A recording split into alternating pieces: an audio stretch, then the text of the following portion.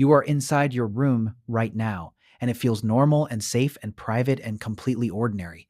But if a human from 20,000 years ago suddenly appeared beside you, this room would feel more magical to them than electricity or airplanes or the internet, because for almost all of human history, no human being had ever experienced true privacy. And the strangest thing of all is that they were not miserable because of it. They were not dreaming about bedrooms or locked doors or silent apartments, because the human mind that existed before civilization was built for closeness, not separation. And if you truly understand that one fact, you begin to understand why the modern world feels emotionally broken, even while surrounded by comfort and convenience. Because for nearly 300,000 years, human beings lived every second of their lives beside other humans, and tonight, millions of people are falling asleep alone, wondering why they feel empty inside, without realizing their loneliness is not personal weakness, but ancient biology colliding with modern civilization, and the story of how humanity went from sleeping beside fires surrounded by tribes to sitting alone inside locked bedrooms may be one of the most important psychological transformations in the entire history of the species.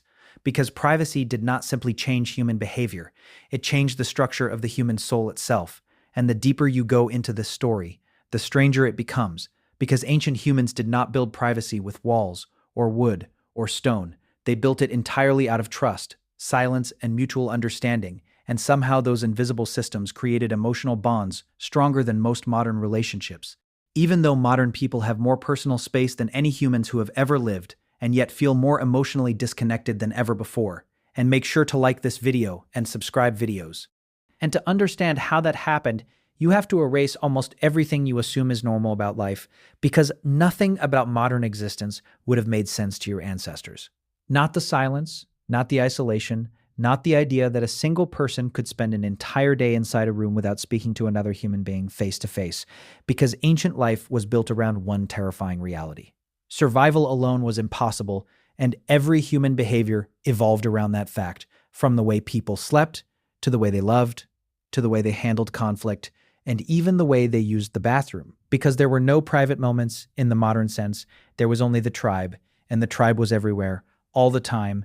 Every sound, every emotion, every argument, every laugh, every fear unfolded in front of other people, constantly, and somehow, instead of destroying intimacy, this constant closeness created the deepest form of emotional connection humans have ever known, because ancient humans understood something modern civilizations slowly forgot: human beings are not designed to exist as isolated individuals, pretending they do not need each other. And once you realize that, the modern world starts looking very strange, because today people spend thousands of dollars designing homes specifically to avoid interaction with neighbors. People wear headphones in public to avoid conversation. People text each other from separate rooms. People sit inside restaurants staring at phones instead of faces. And millions of people now report feeling emotionally invisible despite being surrounded by more humans than any generation before them. And the roots of that crisis stretch backward all the way to the first moment a human being built a wall and closed a door, because that moment changed more than architecture, it changed psychology forever.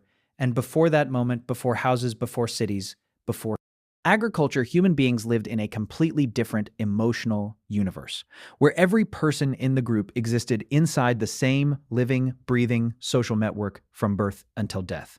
And the tribe itself functioned almost like a single organism, because everyone depended on everyone else for protection, food, warmth, and survival. And if that sounds exhausting to a modern mind, that is because modern people have been conditioned to associate freedom with distance. But ancient humans associated freedom with belonging, because belonging meant safety, and safety was the foundation of life itself. And to understand how deeply connected these groups were, imagine waking up 30,000 years ago, before sunrise, before cities, before roads, before money, before written language, and the first thing you notice is breathing.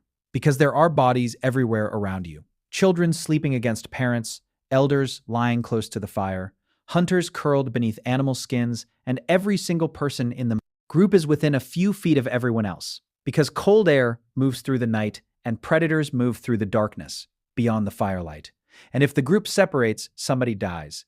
And that reality shaped human psychology for hundreds of thousands of years, until closeness became normal and isolation became terrifying, and the evidence for this is everywhere. In anthropology, archaeology, and even modern neuroscience, because scientists now know the human brain reacts to loneliness using the same neural pathways involved in physical pain, meaning evolution literally programmed social disconnection to hurt. Because for ancient humans, disconnection usually meant death. And once you understand that, you begin to see why modern loneliness feels so emotionally overwhelming, because the human nervous system still believes isolation is dangerous, even when the rational mind knows otherwise.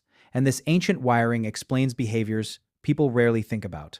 Today, like why humans instinctively gather around campfires, why crowded concerts feel emotionally powerful, why families sit together during crises, why silence inside an empty house sometimes feels disturbing, and why millions of people fall asleep listening to podcasts, television, or background noise. Because the ancient brain still searches for signs of nearby life. And for almost all of human history, those sounds were always there. Because humans lived inside tribes, usually between 15 and 50 people traveling together, eating together, sleeping together, every day. And there were no hidden lives. Because hidden lives were physically impossible. If someone argued, everyone knew. If someone cried, everyone heard it. If someone became sick, the group noticed before the person even spoke. And perhaps the strangest part of all is that ancient humans did not seem to resent this level of closeness, because their concept of self was fundamentally different from ours today. Modern culture teaches people to see themselves as separate individuals first, but ancient humans saw themselves primarily as members of a group, and identity itself came from relationships, rather than personal independence. And this changes everything about how people experienced privacy. Because privacy in the modern sense requires the belief that the individual exists separately from the community, but ancient humans did not organize life that way. Instead, they built sophisticated, invisible systems that allowed emotional privacy to exist without physical separation. And anthropologists studying modern hunter-gatherer societies repeatedly found the same fascinating patterns across completely different cultures, living thousands of miles apart. Because despite having no walls and no locked rooms, these societies still developed methods for protecting personal dignity, intimacy, and emotional space. And they did it using timing, distance, and collective silence. Rather than architecture and one of the